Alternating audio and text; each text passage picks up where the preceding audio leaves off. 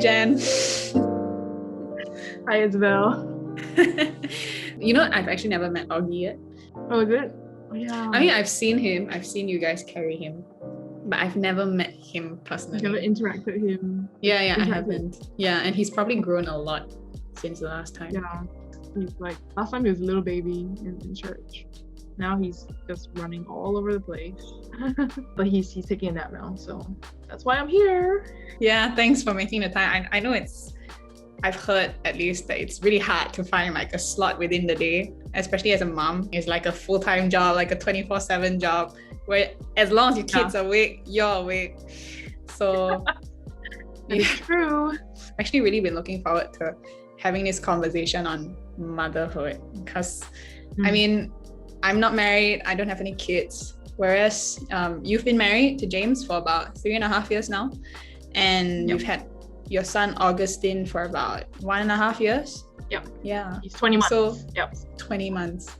Okay, yeah, how's that been like for you so far? Well, let me just tell you up front, to be honest, motherhood is just it's a lot to learn, and it's a lot to take in, a lot to grow in. It's very humbling, it's very sanctifying, and understanding that we're all sinners before God, even from birth, is important. A child from birth is certainly sinful, and you can tell the way that a toddler throws tantrums, when they don't get what they want. So like, if you didn't put on the right pants for him today, then he's gonna be like, so angry.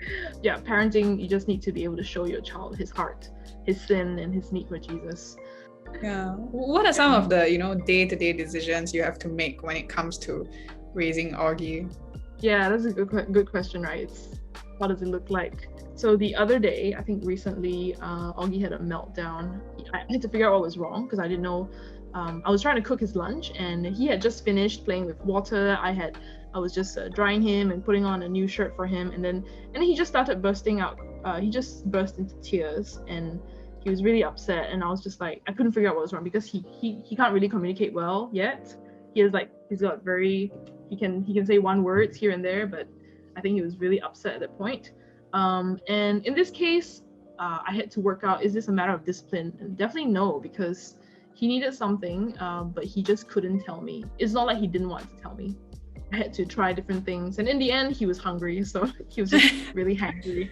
I was like, offered him a plate of snacks. I said, "Do you want a snack?" And he stopped crying immediately. He followed me to his table, and he sat there and ate. On my part, it's also learning to be gentle, to be patient, and to be kind, to show him what it means to help one another and to look up and to care for each other. Yeah, I am trying to teach him to use his words though. If he's like throwing a tantrum, I'll be like, Auggie, use your words. And then I'll have to go through a list of things like, do you want this? Do you want this? Do you want this? And then sometimes when I get it, and he'll stop crying and he'll be like, that's, yeah. He'll be like, yeah, this is the stage that we're at. I'm sure it's going to be different later also.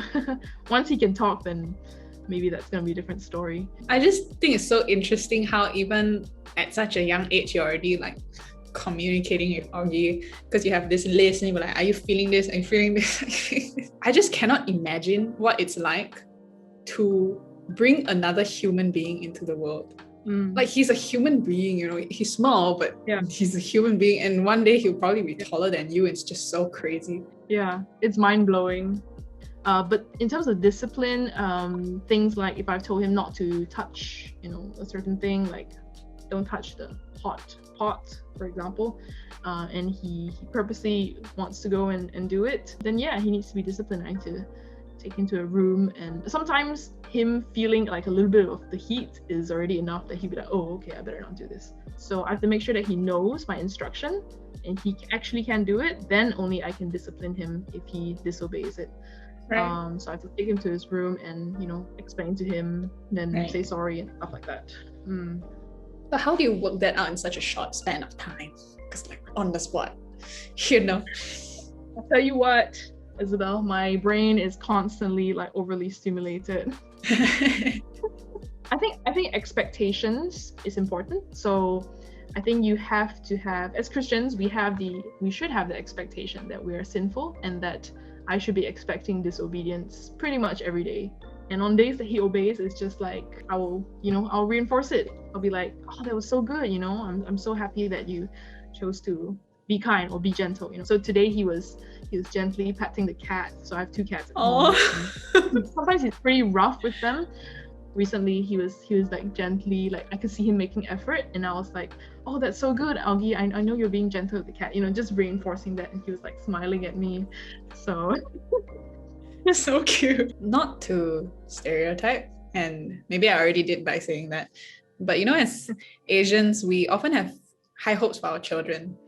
Do you have any personal ambitions for Auggie?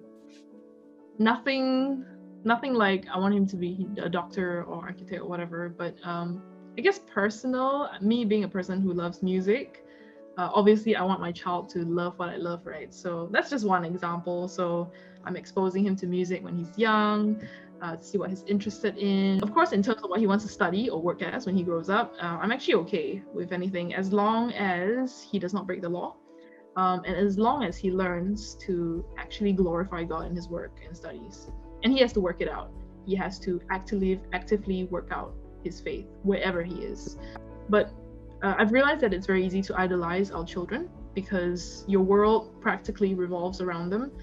And I mean that like in the realest way. Your schedule, your meals, everything is revolving around them. Like I cannot be here right now unless my kid is napping, right?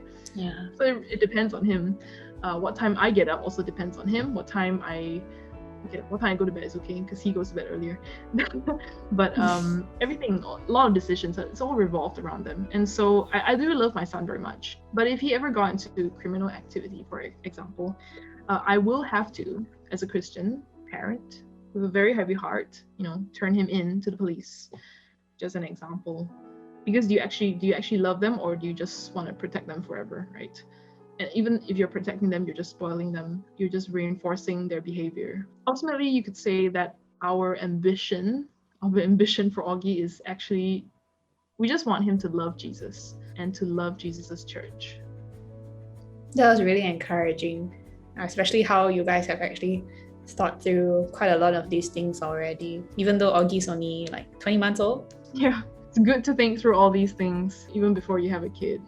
Well, right, yeah. So I'm really glad that, as an older sister, like a cheche in church, you're telling me of this now so that I can also properly think about motherhood rightly.